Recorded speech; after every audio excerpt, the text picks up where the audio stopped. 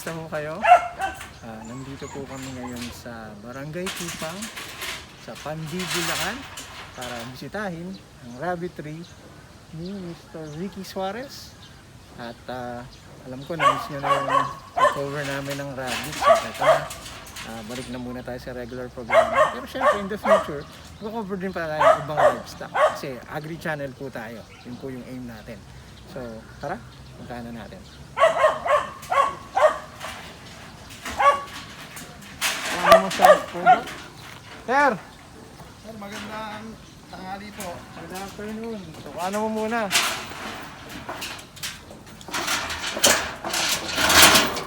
Okay. Good afternoon, sir. Tatanong sir, pasok po kayo. Sir Ricky po. Sir Ricky. Okay. Rabbit here po. Okay, Mark. Pasok po kayo sir. Tapos na po ba sir ang biyahe niyo? Okay lang, sir. Okay lang. Okay naman ang biyahe. Medyo maano lang. Nanalo sa liblib kayo kaya medyo matagal. Pero kung diretso to. Medyo mahirap lang pong puntahan sir. Pero kung baga, kung diretso na. Meron din po kasi kaming mga signboard doon, nasira lang po ng bagyo. Ay na. Okay na yun. Sir, ano po gusto mong makita? Dito po muna tayo sa kulungan ng pugo, diretso po tayo sa rabbit. Sige sir, dito muna tayo sa kulungan ng pugo. Sa kulungan po ng pugo. Okay. Sige po sir, pasok po kayo. Okay. So, bago tayo pumunta sa mga sa rabbit tree, pumunta tayo sa kulungan ng pugo ni sir. At, bago ang lahat sir, di ba, mapapansin nyo walang laman. Kasi dahil sir, ano? Inire-ready pa lang po namin to. Dadating po ang dumalagang pugo namin ngayong March 9. March 9. So, Opo, ngayon po, ready pa lang po yung kulungan namin. nire-record po namin to ngayon is March 6. Okay, pero baka nga March 9 na ito mai-record. Ewan ko, pero tingnan natin. Oh, sir. Ay, sir, ikaw na bahala. Ito yung puguan ni sir. Sir, ito po, yung pong mga parating natin na pugo, dito po natin ipapasok lahat yun. 20 days old pa lang po yung pugo na parating natin. Yung po yung dumalaga. Okay. Galing po ito kay Manny Castillo, dito po sa Baliwag, Pinagbarilan. Okay. Ang laman po ng isang tower na ganito, simula unang palapag hanggang 6 na palapag po, 500. So isang tower po kung tawagin namin ay 1,000 heads po ang laman ito. Okay, so, Opo. pero 6 na pala pag po. 6 na palapag po yan. Dito po sir, yung mga itlogan natin, dito po gugulong ang itlog sa araw-araw na mangingitlog po sila. Ito naman po sir, sa lagayan po ito ng pagkain. Madali lang po ang sistema sa pagkain sir, meron pong kids na laman to. Bubunutin mo lang sir itong pakainan nila, mas mabilisan po. Sasandok mo lang po na ganito sa pakainan, lagay po ulit. Sa paglalagay po ng pakainan, dapat po sir, lagi niyong titingnan kung may maiipit na kubo dito. Okay. Dapat safe po sila yung po. ulo. Kung sa umpisa hanggang matapos, ganun po tayo. Ganun lang. Po. Okay. Sa tubigan naman po natin, naka semi-automatic po tayo. Ito pong drum na to, ito po yung gravity tank namin, pero ang nagkakarga po nito, galing po sa pressure tank. Okay. Para po magbigay ng tubig dito 24 hours. Pure na tubig po yan. Fresh water po yan. Pero po yung isang drum nito, Ay, yan po katabi. yung ginagamit namin na lagayan at timplahan ng antibiotic at saka mga vitamins. Okay. Opo. So isang tubig at isang may vitamins. Opo, isa po yan. Ang nagsusupply naman po, Jetmatic din po. Ito naman sir ang mga tubigan natin. Bawat isang layer po ng cage natin, meron po tayong mga tubigan. Oo, binubuksan Opo, na. para hindi na po maubusan ng tubig. Pinatay lang po namin sir kasi po, Wala pa naman i-ready namin, gawa po nilagyan namin lahat ng mga bulkasil ang mga bawat dugtungan ng tubigan. So lahat po yan, 24 hours. Sa gabi lang po ito titigil, tumulo ang tubig. Sa maghapon po ito, naka-drop lang po siya. Drop Patak-patak lang po siya. ito. Opo. Hindi yung normal na. Hindi po. Okay. Pero po sir ito, kung magpupuno, maglilinis, pull po tayo. Ipupull po natin. Pag napuno na po siya, by drop lang po. Hando po ang overflow sa dulo. Ito naman pong mga tray na to, gamit po natin to, poop tray po ito. Okay. Para po sa mga magpupugo, napaka-advisable po nito. Ito po, pag po maraming tayo, everyday po ang pagtatanggal namin, meron po tayong nilalagay na mga sako sa ibaba at may stand po dito. Pag batak po ninyo nito, lalagay niyo po sa sako, meron po tayong squeezer o squeegee na tinatawag, tutulak lang po natin pababa. So, nakapilapil po dyan, may sako, may sapin po, may isang trolley na kargahan. Kaya po mas mabilis ang pagtatanggal ng tayo ng pugo. Okay. Doon naman po sa paglilinis ng painuman natin, dapat po morning at saka po hapon, magtatanggal po tayo ng tubig para yung pong iinumin nila laging press para makaiwas po tayo sa mga bakterya na maiinom ng pugo. Iwas sakit na rin po sila. Okay. Dito po sir, dito po ang mga overflow natin. Diretso po tayo. Overflow. Opo. Kapag ka po ang isang painuman, nilagyan niyo po nitong takip na to, overflow po ito, sir. Kaya po may butas to na naka-sliding.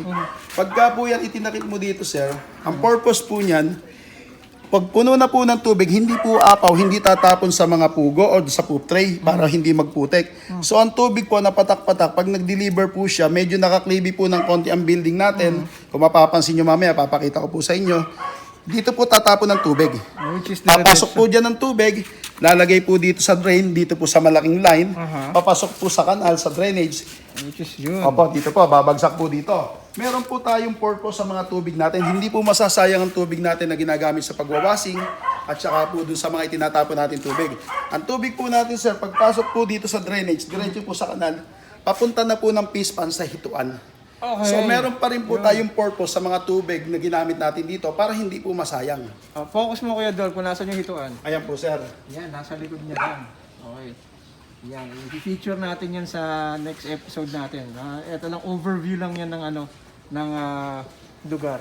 And, sir, may napansin ako Bakit meron kang doon, speaker? Sir, at 24 hours po pagdating po ng ating mga pugo, hala na pong patayan ng speaker natin. Dire-diretso na po sila para po masanay sila sa maingay.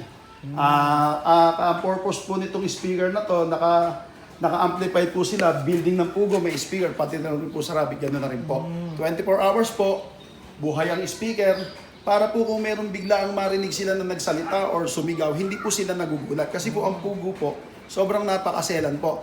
Pagka nagulat po sila, sa baba po ng mga cages na ganito, paglundag po nila, tendency po nun, malakas po ang impact. Sasabog po ang mukha nila at saka yung ulo puputok. Pwede po silang mamatay or mag-collapse. Okay. Opo. Magugulatin din pala yung mga yan. Tsaka po kailangan naka-cleave po ang building natin. Cleavy, ibig sabihin yung... Naka-cleave Hindi po na, pantay. hindi po pantay. Simula po doon sa dulo, nakasubasub po yan. nakaganito, no? Parang letter V. Opo, nakabitay po siya para po pag naglinis. Dalawang klase po ito, sir. Pwede pong pakabila, pa-victory po na pa ganun. Lahat po ng dumi, ang kanal nasa gilid. Dito naman po, dinesign ko ng nakabitay po na paklibi na naka-islante. Para diretso dito. Opo, dito po lahat diretso. Okay. And meron akong napansin na, sir, Kuya Doc, since nandiyan ka sa labas, focus mo sa bandang kanan mo. Parang may yung gulong doon. Ay sir, ano po ito? Buti na lang sir, nabanggit mo po. Makatutulong po ito sa lahat ng nagrarabit, nagbababoy o nagpupugo sa may mga malalaking building po. Okay. Ito po sir, napakasimple lang po nito, quick release po ito. Para saan to, sir? Sir, ano po ito? Pantabing po natin sa sa ating mga pulungan ng pugo. Ito. Pansin mo itong Ito po sir, pagka inoperate ko po ito, bababa po siya. Ganun lang po, mabilis ino-operate ko. Okay. Tingnan mo po sir. Yan po. Okay. So pag may bagyo, pag Pagka gabi po na, may bagyo, sa gabi, malamig, ganyan lang po yan sir. Napakatipid lang po nito. Ito pong rim na to, second hand lang po, 200 pesos lang po yun sir. Yan po. Ngayon po sir, kung nakababa na po sila at naiinitan ng pugo, mabilisan po pwede na po natin sa gabi. Diretso po. Po. Pwede na po yan. Pwede, Opo. no? Para nga naman Pwedeng matutunan din po ng iba, napakasimple at murang-mura lang po. Ganon din po dito sir. Yung bintana po natin. Kasi po sir, sa taas po na yan. Mag-uubos ka. Ito. Opo, hindi niya na po sir kailangan sungkitin o akyatin. Okay. Simple lang po ang operate na sir. Ito po sir. May-operate niyo na po siya ng mas mabilis. Opo. Yan po ang mga bintana namin. Sa rapitan po, pwede na rin pong gawin ng ganitong design. Tama nga naman kapag meron kayong... Yung po sa nalagpasan natin, papakita ko yung design namin sa rapitan. Okay, dito. Mamaya, papakita Opo. natin.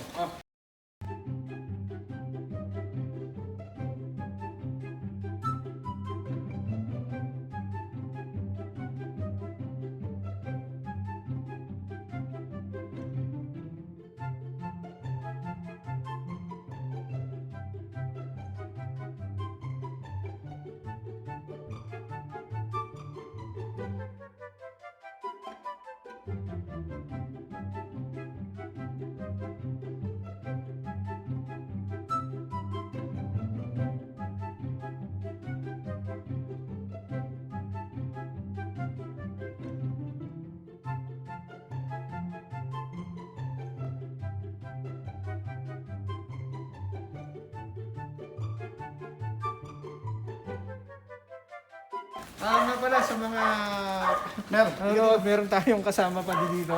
Ito yung kasosyo ni Sir, ito po yung kapartner ko sa kabilang building ng ng Sir, kapitan. pakilala ka sir. Si Sir Nelmer. Nelmer po. Yan. Apo, hello po. Dun sa unang episode, siya yung nag-walk out. May importanteng tao. Apo. Okay. Sir, since tapos na tayo dito sa puguan mo, doon tayo sa rabbit tree mo. Sige sir, punta po tayo sa rabbit namin.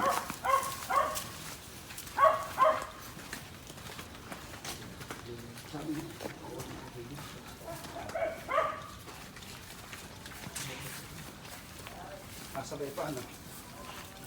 Sir, ito po yung unang kulungan ng rabbit namin. Simpleng kulungan lang po ng rabbit sa mga mag-uumpisa. Hindi po nila kailangan gumawa ng isang building na kamukha ng mga naka-building namin na gano'n. So ito po sir, puro mga recycle lang po ito. Kung mapapansin niyo po sir, medyo magastos lang yung bahagya yung nangyari dito sa mga bakal na to. Pero meron po tayong abot kaya ng bulsa sa mga magsisimula mag-rabbit. Ito po, kamukha nyo sir. Tingnan mo po ang mga iyarong ginamit namin dito sa junk shop na po namin binili yan. Mga butas-butas na po, sira-sira na. Opo, sir, paano ko to? Yan po sir, kung makikita nyo, sira-sira na po yan. Ito po ay... Hindi po kayo mabibigat ang bumili niya. Pakamura po niyan, per kilo lang po yan. Tatakban nyo lang po ng tarpaulin. okay, para pag umuulan. Opo, pag umuulan. So ito yung unang part sir, no? Opo, ito po yung pinag-aralan ko sa pagrarabbit. Na nandito na po yung mga binanggit ko kanina mga line ng rabbit. Ito po sir, kali po ba? Ito po sir, Californian po, yung US jar line po namin. US jar line yan. Opo, ito pong isa Sigatin na to. pala to. Ito ay New Ito naman Zealand. po sir na ano po na New to, Zealand. gawa na po namin sa farm to. Binread ko na po siya sa Flemish Giant. Kaya po ang tawag dito, hybrid na po siya. Hybrid na to. From Flemish Giant tsaka... Flemish Giant po at saka imported New Zealand. Okay. Ito naman po, galing po ang linya dito kay Sugar and Spy, kay Jimmy Lim. Opo. Chinchilla po ito. Okay. Pure po to? Opo sir. Okay. Parang sir, pansin ko sa ilalim, ano to? Sir, ito pong nasa ilalim na to sir. May mga... may Lahat mga, po ng mga waste dahon. na pinagwalisan namin na organic, yung pong like kamukha ng mga leftover ng mga rabbit, damo, talbos ng kamote, mare de agua, nilalagay po namin sa ilalim mga dahon po ng mga halaman namin dito o puno. Oh, yung mga pinagwalisan nyo lang. Nagsisilbing pagkain po yan ng mga bulate na nasa ilalim. May vermi kayo May dito? vermi po kami dito sa ilalim, sir. Okay. Para po hindi umamoy masyado ang ating mga dumi ng rabbit. Okay. So, ito yung unang part pala. Apo, ito po sir. Ito po sir yung mga imported New Zealand po natin. Okay. Yung mga nandito. Lalaki ah. Ito mukhang mga... Galing po ito sir ng Auckland at saka Dunedin, New Zealand. New Zealand. New Zealand as in New Zealand Opo. na New Zealand. Yan po galing yan.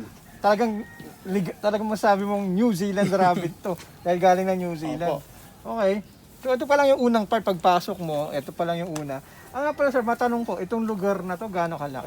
Sir, ito pong area ng pinaglalagyan natin na to, 2,000 square meter po ito. 2,000 square Opo. meter. Kasama na rin po dito yung taniman namin ng mga damo. Okay. Fish pond. Fish pond, handle na Pati rin yung po fish yun. pond, okay. Sige sir, mayroon pa po ba? Meron pa tayo sir dito, ikot po tayo. Sige. Dito na po sir tayo dumaan. Dito na tayo dumaan. Kuya Doc, ingat ka.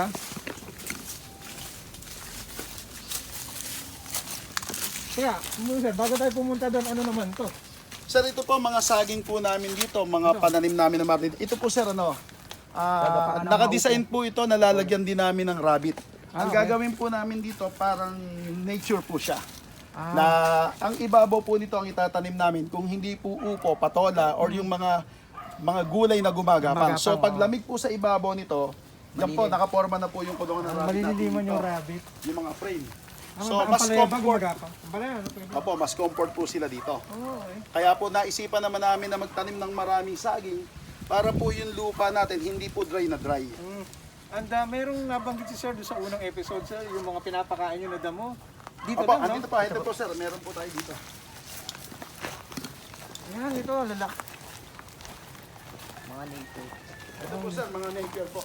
And hindi kayo kumukuha sir sa labas ng ano, di Sir, ba? hindi po kami kumukuha basta-basta sa labas kasi po sir, hindi namin sigurado yung mga damo na nasa labas. Baka mamaya, kung mo alam na doon kami kumukuha, meron na palang sumamalab sa amin, buhusan ng Nag-spray. gamot, sprayan, yung hindi sinasadya. Kaya po yun ang ano. So, meron kayo dito Opo, sarili. yun po ang reason namin ha. Meron din po kami sa kabila, nasa 2,000 square meter po yung pinagtaniman namin ngayon. Ito sir, itong nasa kaliwa mo, ano itong meron dito? Sir, ito po, mga mangga po ito. Kulungan po ito ng mga manok na mga imported. Binenta na rin po namin at nag-focus nga po kami sa rabbit. rabbit. Okay. Mas malakas po kasi magpasok ng pera ang rabbit kumpara sa manok. Itong lugar ni sir, pag mapapansin nyo, talagang maraming puno. Gaya ng sabi niya, dito lang sila na kumukuha ng grass nila. So, ginagamit nila itong super napier, saging, meron din yung madre de agua, may oregano, at iba pa. So, ito naman yung second site. Opo sir, ito po yung isang ano natin. Papakita ko muna sa inyo sir yung mga simpleng kulungan ng rabbit natin. Doon pa rin po tayo nakapokus sa mga bagong magsisimula para hindi po masakit sa bulsa. Makapagsisimula po sila sir mag-rabbit, kawa-kawayan lang po, pwede na po. Yan po. Kasi ito, kawayan. Kawayan kawayan yung na nasa po ilalim. Okay. 1 taon na po ito mahigit pero okay pa naman po siya. Buo pa naman po. Okay. Yung pong mga iyero natin ginamit, like nung sabi ko sa kanina sa inyo, galing lang po ng junk shop yung mga iyero natin tapos po pinagtagpi-tagping butas na tarpaulin. Magagawa naman po ng paraan para hindi tumulo sa tagulan. Tama. Opo. Yan po yung simpleng kulungan natin na hindi po masakit sa bulsa ng mga nagsisimulang mag-rabbit. So itong mga to sir, may breed ba o May mga breed na po local? ito sir. Ano po na, mga anak na po ng hybrid namin to. Ito pong lahat ng nandito. Ito po ang ginawa kong kondisyonan. Kaya ako po inilagay sa medyo mainit para po masanay sila habang anak po kasi ito ng mga galing ng ibang bansa. So, kaya po namin inilagay sila dito. Nag-usap kami ni Sir Elmer. Patibayin natin ang resistensya ng mga rabbit na island born or yung inanak nung galing sa ibang bansa. Kaya po ito, parang naging quarantine facilities po namin to. Para ma-acclimate. Opo. Nga pala, kung interesado kayo kung magkano yung presyo, PM nyo na lang si Sir doon sa page niya. Opo, sir. Okay, doon na lang sa Saka page po niya. kay Boss Nelmer, Okay. pwedeng yan po Mamaya, siya. nandun naman sa baba ng description, sa description yung page nila, tsaka yung number ni Sir. Sir, dito sa banda rito, ito parang hindi na ata meat type to Sir, ano po ito? Mga fancy po ito. Ito po yung mga kauna-unahang rabbit ko. Mga fancy po yan. Okay. Mura lang po ang benta namin ito. Meron pong mag-i-start po kami ng 350, 400, 500, hanggang 600. Yung pong anak ng mga nanggaling namin ng Europe, na mga fancy or yung galing sa ibang mga breeder na nabili namin ng mga pure na ikinrossbreed namin, nakapagbibigay po kami hanggang 800 to 1,000 pesos. Okay, mura. Sa mga fancy giant naman po pure namin, pa po yun, crossbreed na po yun. Sa crossbreed na po. F1 na po yun. F1 na. Sa mga fancy giant naman po namin, na ibibigay po namin hanggang 1,500 po. F1 na rin po yun. Opo. Okay.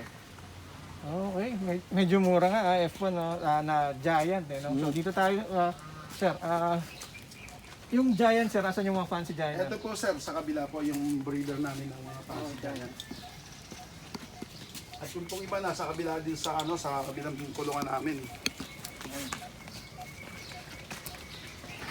Dito Kuya Dol, ito yung mga breeder nila. So ito yung mga ito yung mamahal, ito yung pure talaga. Ito, ano po sir to, parang ginawa na po namin sa farm to, genetic na po ito. Dito na. Opo. Okay. So cross na po yan sir, no? Opo, naka-cross na po ito, mga giant na po na fancy ito. Okay. Opo. Para po sa mga hindi ano po talagang cross to? Flemish giant, di ba? Medyo lang po, tricky lang po natin na ma-cross or explain, pero kaya naman po ng iba. May dugo na po sila to sir ng giant. Galing Flemish po yan giant. sa lion head na ibinread po namin ng ibinread para mapalaki po namin. Okay. Siya po yung original po nila, nakakapraso lang na fancy. Yung maliliit. Yung maliliit lang po. Lion head. So dahan-dahan po namin pinalaki. Okay. Ito naman pong mga nakabukod namin dito, pinag-aaralan po namin kung paano namin mas mapapaganda ang kapal ng karne sa katawan nila. Yung pong sa pagpapalaki ng karne, simula po maliit hanggang malaki. Kamukha nga po nung mga nandiyan kids namin, pinag-aaralan na rin po namin ang pag-aalaga po namin para na rin pong sa mga baboy. Okay. So ito naman sir, mga meat type na po ito lahat. Mga meat type Maliban na to. lang po doon sa isang cage na nandun na may pansing halo. okay. So, pangalawa pa lang to na pinuntahan natin sa site ni sir. Meron pa akong nakita dun sa harap doon, tsaka sa likod mo, Kuya Dol, meron pa rin. So, tara. Sige po sir, pasyalan po natin. So, ito muna, muna natin dito sa banda rito. Pakita lang natin, sir. Yan. Okay. So, ganyan. Sir Ricky, ilan po yung breeder nyo dito? Yung pong breeder namin dito, nasa 200 plus na po ang meat type namin. Meat type. Plus po yung mga fancy, all in all po, nasa 300 plus na po yun.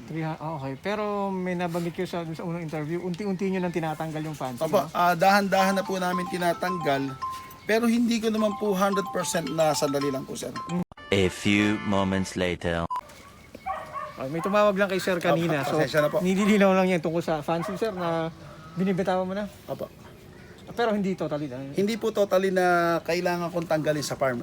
Sabi ko nga po dito sa partner ko, yung fancy maiiwanan sa akin dito sa sariling area ko, yung sa amin dalawa, puro po Meat type. pure na meat type ang gagawin namin. Sa akin naman po kasi, sa nakita ko o obserbasyon ko base sa pag-aaral namin dito sa rabbit, hindi po natin dapat tanggalin yung mga mumurahing breed natin. Kasi po meron pong family na pupunta sa farm, kamukha po dito, araw-araw may buyer po kami, family.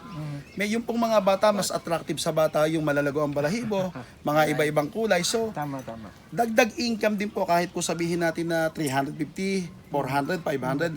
So, pang dagdag na rin po ng gastusin namin dito sa farm. Kaya naisipan ko, babawasan ko lang yung fancy pero hindi ko uubusin.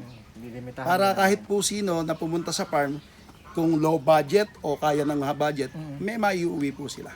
Okay, so binanggit ni Sir yung mga price range ng fancy rabbits niya. So, meron kayong choice dito kung saan Opo. pupunta kayo. And alika dito kayo, Dol. Sir, doon tayo pupunta, no? Opa, dito po sa kabila. Unahin muna natin yung nandito. Meron pa rin Tsaka dito. po tayo lilipat sa building dito. Pakita mo lang kayo, Dol. May building dito. May rabbit pa rin dito. Sir, ano po yan? Mga BB po yan. BB pala yan, mga Dating BB. babuyan po yan. Ito po sir, rabitan po. Dito pa yung rabbitan pala. Yan po, Ito yan pala. Kasi nanggaling kami doon kanina. Malaki masyado eh, sir. Umiikot po kasi tayo sir eh. Malaki masyado. Ayun. Po ito sa pinag-aaralan namin, kung paano namin pabibigatin ng isang rabbit. Ang dumaan po ito sa proseso na kamukha po ng pagpapalaki natin sa isang biik.